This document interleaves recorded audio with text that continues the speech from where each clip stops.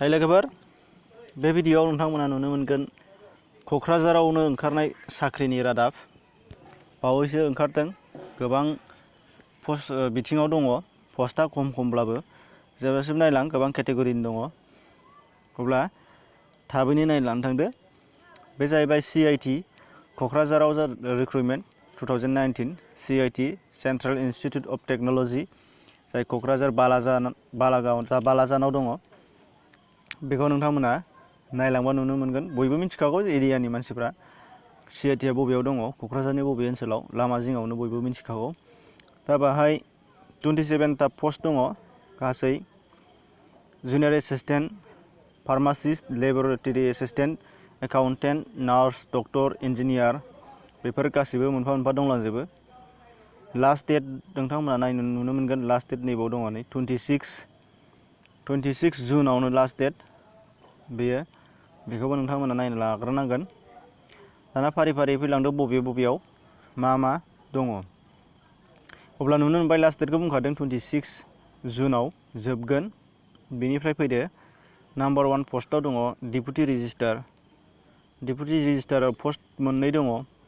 Master degree or equivalent in any discipline with at least 55% marks or its equivalent grade of B in the UGC 7-point scale. बे जाहैबाय master डिग्रीआव 55% जाथारनांगोन होनदों deputy रेजिस्ट्रारनि थाखाय। आरोबाव बाहाय गोबां कन्डिशन्सफोर दंलांबावो। आं बेखौ गोलावनो थाखाय नोंथांमोननो होजोबनाय जायाखिसै, आरो आं बिनि लिंकखौ नोंथांमोननो डिसक्रिपसनाव होगोन। बेयाव हाबनानै नोंथांमोना नायलांनो हानाय जागोन। दा बेयाव गेदेर साख्रिखौ आं बारा बुंनाय नङा। जायफोरा सरासनस्रा एबा जेनेरेल बयबो एप्लाइ खालामनो हानाय बायदि, बेखौल' आं लास्टआव बुंहैनो लागोन। ओमफ्राय सेकेन्डआव दंमोन एक्जिकिउटिभ इन्जिनियार पस्ट 1। बाहायबो मास्टार डिग्री नांगोन, नङाब्ला बाराब्लाबो जागोन होनदों। नाथाय इलेक्ट्रिकेल एबा सिभिल इन्जिनियारिंनि थाखायसो जानांगोन होनदों मास्टार डिग्रीया। आरो बाहाय 5 years एक्सपिरियेन्सबो बिनाय जादों। नैबे नायबा नुगोन नोंथांमोना। बेनिफ्राय दंलांबावो नाम्बार 3 आव दंमोन मेडिकेल अफिसार। बाहाय MD MS in an appropriate branch of medicine दङ। बेहायनो नोंथांमोना नायलांबा नुनो मोनगोन। नाम्बार 4 आव दंमोन सेक्सन अफिसार। बाहाय सासेल', बेचेलर डिग्रीबानो जायो होनदों जायखिजाया डिसिप्लिनावनो। 5 years एडमिनिस्ट्रेटिभ एक्सपिरियेन्स जानांगोन होनदों। मा जानानै जुनियर सुपारिनटेन्डेन्ट जानांगोन होनदों। बेबो गिदिर साख्रिया। बेनिफ्राय दङ सिकिउरिटि अफिसार। इडुकेसनेल क्वालिफिकेसनाव दङ बेचेलर डिग्री जायखिजाया इउनिभारसिटिनिफ्राय जानांगोन होनदों। नाथाय 5 years एक्सपिरियेन्स सार्भिसिं पजिशन इन आर्मी नङाबा सेन्ट्रेल पार्लियामेन्टारि फर्स, बेयाव 5 बोसोर मावखानाय जानांगोन होनदों। बेनिफ्राय दंमोन अफिसार अर जुनियर सुपारिनटेन्डेन्ट। बावहाय 3 दङ पस्ट। बेचेलर डिग्री जायखिजाया डिसिप्लिनावनो, ओमफ्राय 3 years एक्सपिरियेन्स जानांगोन होनदों। बेखौ नोंथांमोना फरायलांबा नुनो मोनगोन। एकाउन्टेन्ट दङ 2। इडुकेसन क्वालिफिकेसना BCom जानांगोन होनदों। आरो मिनिमाम 5 years एक्सपिरियेन्स बिनाय जादों। बेनिफ्राय नोंथांमोननो बाहाय पे स्केल गासिबो होजोबनाय दङ। नोंथांमोना नायनानै लालांदो बेखौ। बेनिफ्राय दङ नार्सआव सासे। नार्सआबो इन्टारमिडियेट 10+2 जानांगोन होनदों। नाथाय नार्सिं ट्रेनिं लानाय जानांगोन आरो 3 years कर्स लानाय जानांगोन होनदों। आरो बेयाव 55% मार्क्स मोननाय जानांगोन होनदों। बेखौबो नोंथांमोना नायनांगोन। आरो एटलिस्ट 3 years एक्सपिरियेन्स बिदों। नै जायखिजाया हस्पिटालाव 3 years एक्सपिरियेन्स मोनखानाय जानांगोन होनना बुंदों। बेनिफ्राय दङ number 9 junior technical superintendent chemistry पार्टनिफ्राय। बाव दङ a master degree in engineering science, computer science बायदिसिना। बावबो 55% नांगौ होनदों। नोंसोर कन्डिसनखौ फरायनानै लाब्लानो जाबाय। बेनिफ्राय नेक्स्टआव दङ स्ट'र किपार दङ सासे। ग्रेजुवेट बिदों बेखौबो जायखिजाया।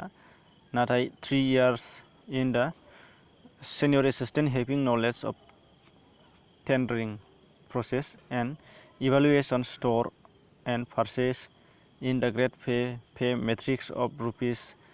बे गासिबो नोंथांमोना नायनानै लाबानो जाबाय। बेयावबो स्ट'र किपारनि थाखाय गोबां दङ। बेनिफ्राय बारलांनोसै फार्मासिस्ट दङ सासे इडुकेसनेल क्वालिफिकेसनाव बाहायबो दङ डिग्री इन फार्मासिनि बि फार्मा जानाय होनदों 55% मार्क्स 2 years एक्सपिरियेन्स जानांगोन होनो बेखौबो नायना लानांगोन।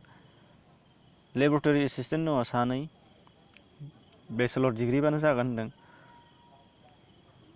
बेखौबो नोंथांमोना नायना लादो। बेनिफ्राय दङ सेनियर एसिस्टेन्टआवबो दङ बि बेचलर डिग्रीयाबो जायो होनदों नाथाय 7 years एक्सपिरियेन्स जानांगोन होनदों। जोबोद दुखुनांथाव जायफोर जों एप्लाइ खालामगोन बिथांमोना गोदानसो जायो नाथाय बेयाव एक्सपिरियेन्स बिजोबदों 7 बोसोर मावखानाय जानांगोन होनदों अब्लासो सेनियर एसिस्टेन्टआव बारहोनो हागोन बा एप्लाइ खालामनो हानाय जागोन होनदों।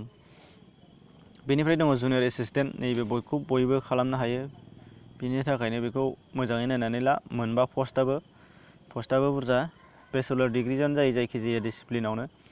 बेनिफ्राय proficiency in the use of variety of computer office applications जेरै Microsoft Word Excel PowerPoint बायदिसिनाफोरखौ रोंनांगोन होनदों। हेपिं टाइपिं स्पिड 40निफ्राय 35सिम टाइप खालामनो हानाय जानांगोन होनदों। इंलिस आरो हिन्दीखौ पार मिनिट 40 to 35 वार्ड्स बुंनो हानाय जानांगोन होनदों टाइपिंआव हिन्दी आरो इंलिस मोननैयावबो। बेनिफ्राय बेनो बयनिख्रुइबो साबसिन जोङो सरासनस्रायै एप्लाइ खालामनो हानाय बायदि साख्रिया। बेनिफ्राय दङ बाहाय एप्लिकेसन फिसफोर बिनाय दङ बाहाय दंमोन ₹500 नाथाय जेनेरेल OBC आरो OBC ST फोरनि थाखाय 150 नांगोन होनदों। ST आरो STनि थाखाय OBC आरो जेनेरेलनि थाखाय 500 बे डाइरेक्ट पे खालामहरनांगोन होनदों CITनि माबायाव ब्रान्सआव ड्राफ्ट खालामनानै बाहाय होखानाय दंखायो गाहायाव। बेनिफ्राय हाउ टु एप्लाइ दङ बेखौ नायखानांगोन। एप्लिकेशन्स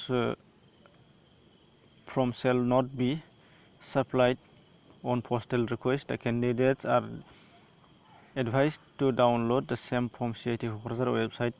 CIT क'क्राझार वेबसाइटनिफ्राय एप्लिकेसन फर्म डाउनलड खालामना लानांगोन होनदों। A4 साइज पेपाराव दङ होनदों खालामनांगोन। बेनिफ्राय माबोरै एप्लाइ खालामनांगौ बेखौ नोंथांमोना नायनो नुनो मोनगोन।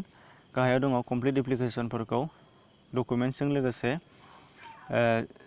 स्पिड रेजिस्टार्ड पस्ट बेजों हरनांगोन होनदों जेराव central institute of technology Kokrajhar बालागावन PTAD 783370 आसाम बाहाय फाथायहरनांगोन होनदों। एप्लिकेसन फर्मजों लोगोसे एनाक्सार 1बो होफानांगोन गासिबो होनाय दंखाजोबो। बेनिफ्राय एड्रेसखौ खनसे नायना लाबाबो मोजां जायो। The registrar central institute of technology Kokrajhar बालागावन बेनिफ्राय BTAD आसाम 783370 बेखौ लास्ट डेट बावनो नाङा 26 जुन दानि सोलिबाय थानायनि 26 बेयावनो लास्ट डेट। अब्ला लोगोफोर नोंथांमोना जायफ्रा इन्टारेस्टेड बिदि एप्लाइ खालामनो हागोन। जायफ्रा क्वालिफिकेसना मिलायो बिथांमोना एप्लाइ खालामनो हागोन। भिडिअनि सायाव मोजां मोननायबा लाइक खालामनानै हो आरो नोंथांनि लोगोफोर दंबा फोरमायनानै होबानो जाबाय। आरो जुदि नोंथाङा चेनेलाव गोदानबा साबस्क्राइब खालामनानै ला बेनो खावलायनाय। एसेनोसै गोजोन्थों। आरो मोनसे बाथ्राखौ बुंबावदोंमोन बावदों बे वेबसाइटनि लिंकआ फुल एडभार्टाइजमेन्टखौ नायनोब्ला लिंकआ डिसक्रिपसनाव दङ बाव हाबनानै नायबानो जाबाय। एसेनोसै।